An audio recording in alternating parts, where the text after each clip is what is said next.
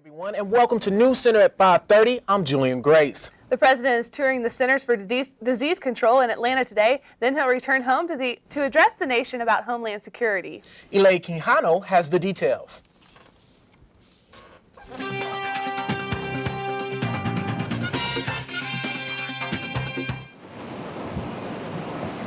President Bush heads to Atlanta today to visit with workers at the Centers for Disease Control. It's a move designed in part to ease growing concerns about anthrax. With the recent wave of anthrax infections, President Bush hopes to quell fears about the attacks. Investigators are now focusing on labs with access to the bacteria. In the midst of the investigation, a chilling 911 call from D.C. postal worker Thomas Morris Jr. made just hours before he died of inhalation anthrax. During the call, Morris says he suspects he was exposed to the bacteria. Woman found the envelope, and I was in the vicinity. It had powder in it. They never let us know whether the was anthrax or not. A postal inspector says that letter tested negative for anthrax, but Morris worked at the Brentwood Postal Facility, which did process a tainted letter to Senator Tom Daschle. On the financial front, President Bush named two global networks, Al Barakat and Al Taqwa, which he says are used to funnel millions of dollars to Osama bin Laden's al-Qaeda organization. Federal officials raided offices in at least 4 states in a move to freeze their assets. Later, the president reaffirmed ties with British Prime Minister Tony Blair. We're patient and our close friends are patient, which is bad news for the Taliban and the people they harbor. Overseas Northern Alliance officials say they're now just miles away from the city of Mazar-e-Sharif in north-central Afghanistan. While in the eastern part of the country, U.S. warplanes again bombarded Taliban troops on the front lines north of Kabul. As for the president, he tours the CDC in Atlanta this afternoon, and later he delivers a speech on homeland security. That speech is set to take place at 8 p.m. Eastern Time. In Washington, I'm Elaine Quijano. Now back to you. Anthrax scares are reaching home. Several false anthrax calls have been made to the police in the Ball State area. NewsCenter Alyssa Rossum-May joins us from the NewsCenter desk. Alyssa, should Muncie residents be worried about anthrax? Well, there have been 9 calls to area police concerning anthrax scares recently. Associate Vice President of Facilities Planning and Management for Ball State, Kevin Kenyon, says each call has been different. He said callers received letters with a white powder substance, which was discovered to be a substance used in machine handling. Another concerned caller received a letter from Pakistan written in block lettering, similar to other anthrax cases. Upon investigation, no anthrax was found in any of the local cases.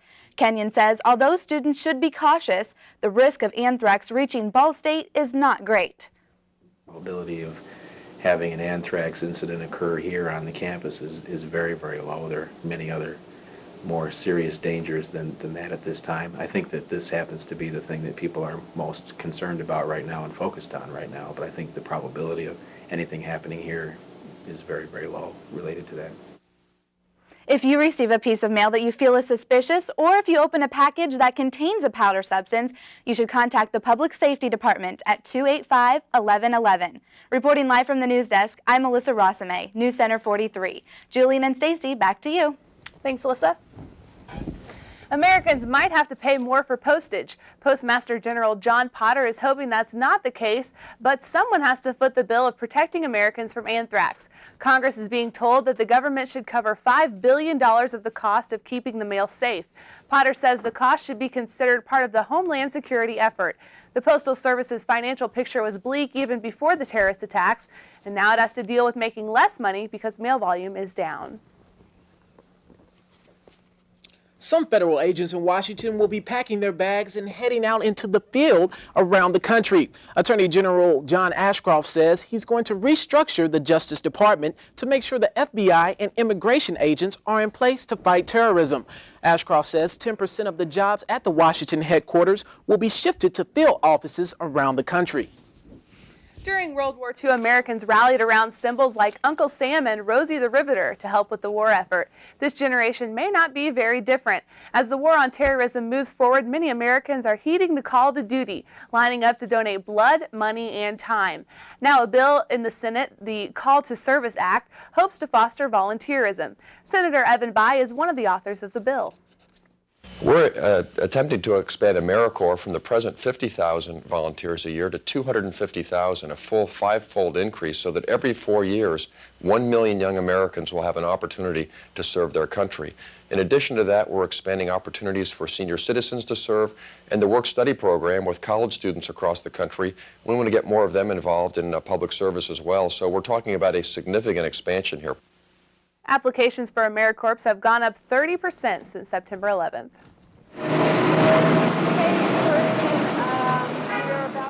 Terminal at JFK Airport in New York yesterday for what is calling improper passenger screening. The FAA ordered a JetBlue airliner to return to the terminal and close the passenger concourse for 90 minutes yesterday. FAA supervisors said private passenger screeners were not checking enough passengers with metal detectors. Tougher today than it was 2 months ago for an intruder to get into an airplane cockpit, and it's going to get even tougher. The trade group for the major airlines says they finished installing bars and other equipment to make the cockpit doors stronger. The Air Transportation Association says the carriers completed strengthening the doors within a month of the September 11th attacks. The Federal Aviation Administration, the airlines, and airplane manufacturers also plan further moves aimed at reassuring the public. New, stronger doors that can stop a bullet and prevent someone from kicking them in are in the works. Well, Rebecca Clark, started off to be a nice day and then just got ugly here a little while ago. It did. We had such a gorgeous week all week. Then this afternoon, what happened to our sunshine? Completely gone. A little bit of rain for this afternoon. But like I've said, there's a sun ray behind every cloud. It's currently 54 degrees outside and our winds are pretty strong coming out of the northwest at 20. And I'll have a complete look at the forecast just a little bit later on. All right, thanks a lot. Thanks for that report, Rebecca. Some state lawmakers want to require Indiana school children to begin each day by reciting the Pledge of Allegiance. But Southern Indiana superintendents say most elementary school students already recite the pledge.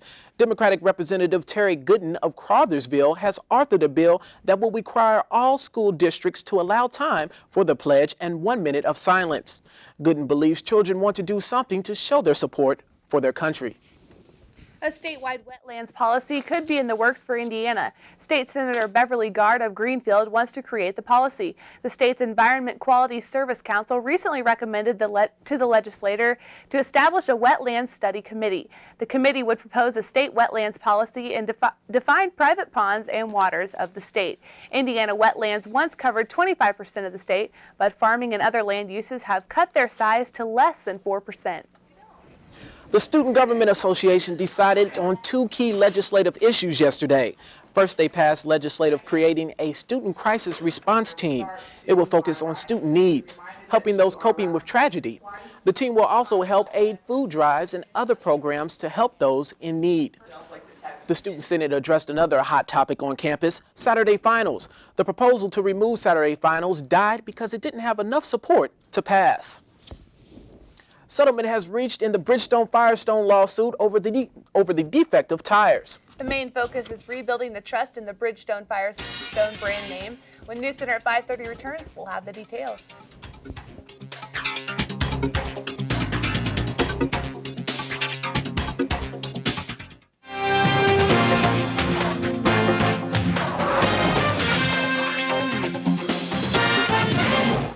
Bridgestone-Firestone is going to be paying out millions of dollars to head off lawsuits over defective tires.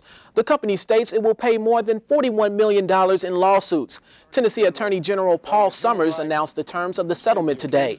Tennessee led a group of attorney generals from around the country who have been investigating Bridgestone-Firestone and Ford. The defective tires were on most Ford Explorers. Firestone Chief Executive John Lampe says the company will focus on rebuilding the Firestone name. Authorities continue to investigate yesterday's wild police chase through Dallas. A man suspected of stealing a tractor trailer and leading the police on a chase remains jailed, with no formal charges filed. The truck caught fire during the chase. It ended when the man surrendered.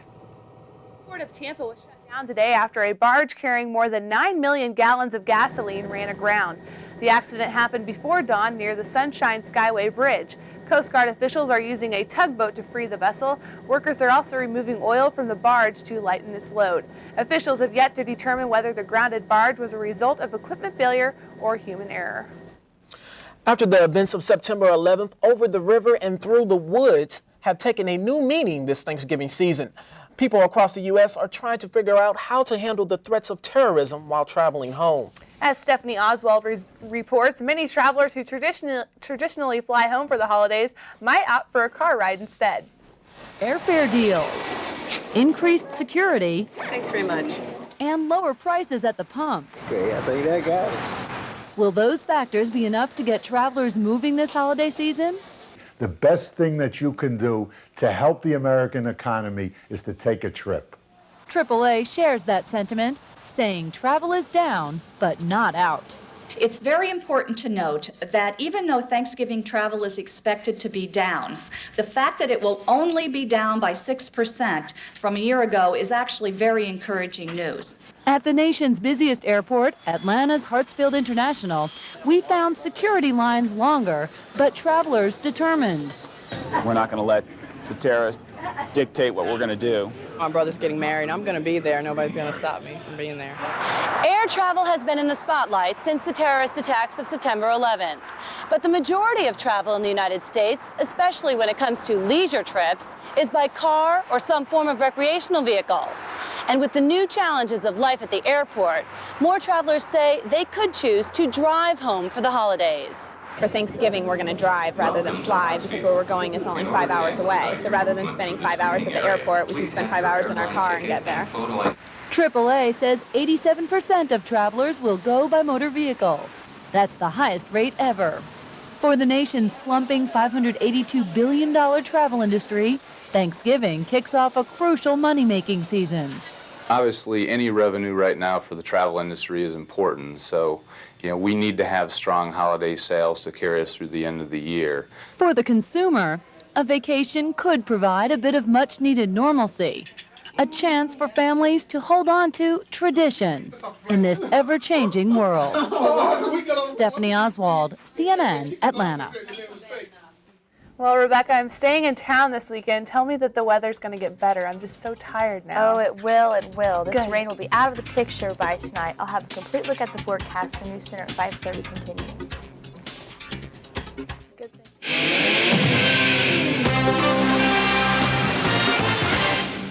Taking a look at our weather almanac on this November 8th, 2001, our high topped out today at 67 degrees, the morning low at 48.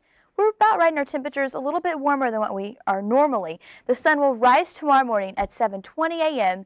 and it's already set this evening at 5:31. Highs around Indiana, Evansville, the warmest part of the state at 73 degrees. Muncie Saul, 67. Indianapolis and Terre Haute sitting at 66 degrees for today's high. Currently outside, cloudy skies, continued showers will be ending by this evening. The temperature is at 54 and our humidity is at 93%. Winds out of the northwest at 20 miles an hour. As we take a look at our big picture satellite, you can see where a boundary layer was. A cold front formed right here, which brought us some rain this afternoon, but this front will push off to the east coast overnight hours. And here's our radar picture.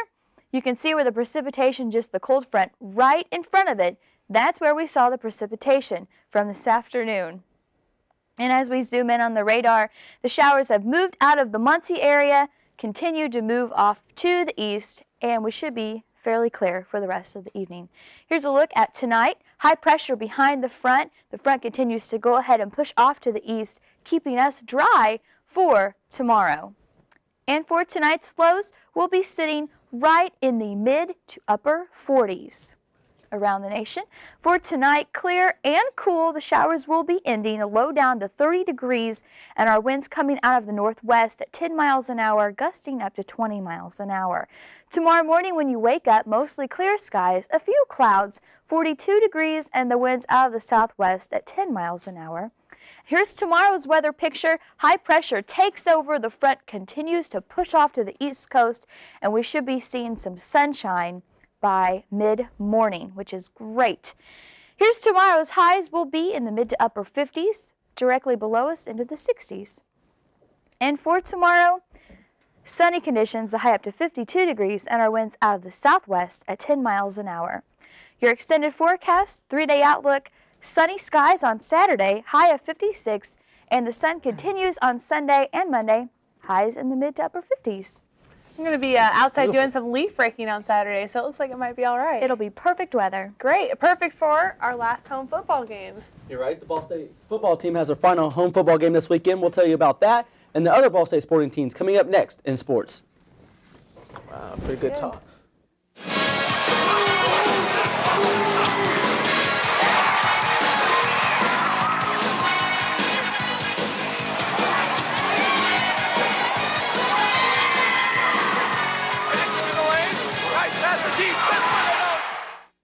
Everybody knows the real game for the Ball State football team is next Saturday against Northern Illinois. So this Saturday's game against Kent State is meaningless for the Cardinals, right? However, there are a couple of things the team can take out of the game against the Golden Flashes. With a win, the team will be above the 500 mark for the first time since 1996. Also, the players say they want to continue the momentum they have going with their current 4-game winning streak. You want the win to keep this thing on the roll, because if you get a loss and it kind of bring you down a little bit, you got to worry about the things you did wrong more than the things you did right. Whereas if you win the game, you know you did some things wrong, but you know you did more things right because you won the game. The Cardinals will be taking on Kent State for the first time since 1996. Kickoff is at 1 p.m. at Ball State Stadium. The Ball State women's volleyball team is entering the final 2 weeks of their regular season. The team is in second place in the MAC West Division at 12-3, just 1 game behind Northern Illinois. The Volley Cards play a non-conference game tonight at IPFW before returning to MAC action Friday at Toledo. Exhibition basketball games are great practice times for teams.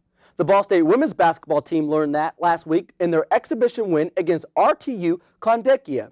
After a dismal first-half shooting performance, the team came out of intermission and scored 57 points, cruising to a 95-77 win. The Cardinals will be looking for a more complete game tomorrow night when they play their second exhibition game against the Reebok Stars. The Ball State men's basketball team displayed something in their first exhibition game they had struggled with all last season: shooting. Patrick Jackson, Chris Williams, and Rob Robbins helped the Cardinals nail 14 three-pointers in their 101-96 win over Marathon basketball. With as good as the offense was, Coach Buckley wants to see some improvement on the other side of the ball. No soccer. The team plays their final exhibition game Monday at Worthen Arena against EA Sports All-Stars. The college basketball season officially tips off tonight with the Coaches vs. Cancer Classic at Madison Square Garden in New York. In the first game, second-rated Maryland faces Arizona, and in the nightcap, number 5 Florida takes on number 16 Temple.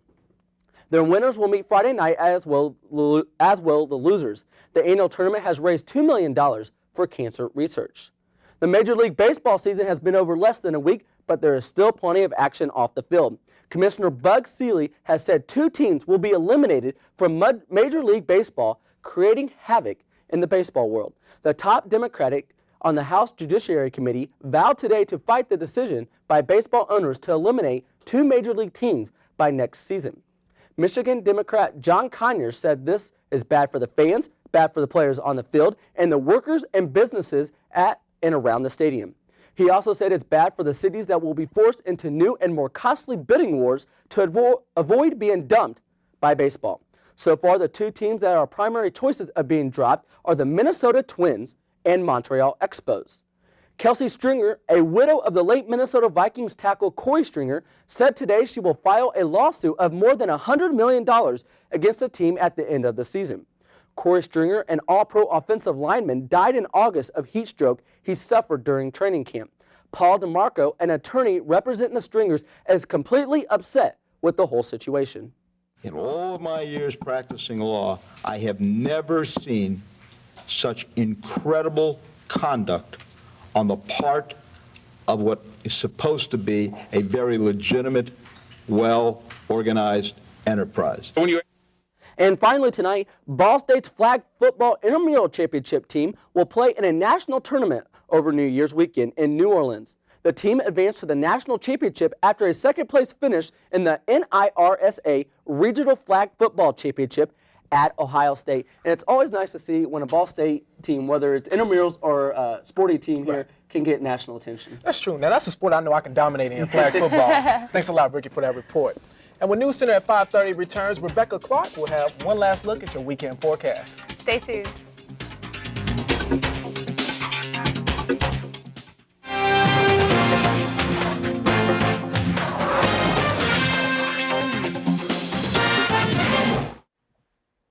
For tonight, clear and cool conditions after the front moves out of the area, low down to 30 degrees. Tomorrow when you wake up and throughout the day, sunny conditions, high up to 52.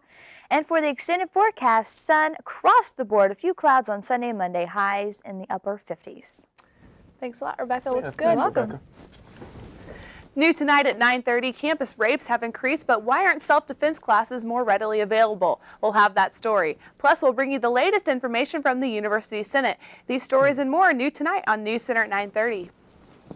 Thanks for joining us for NewsCenter at 5:30. I'm Julian Grace. And I'm Stacey Russell. NewsCenter 43 is an official CNN student bureau. Be sure to tune in tonight for NewsCenter at 9:30. Good night.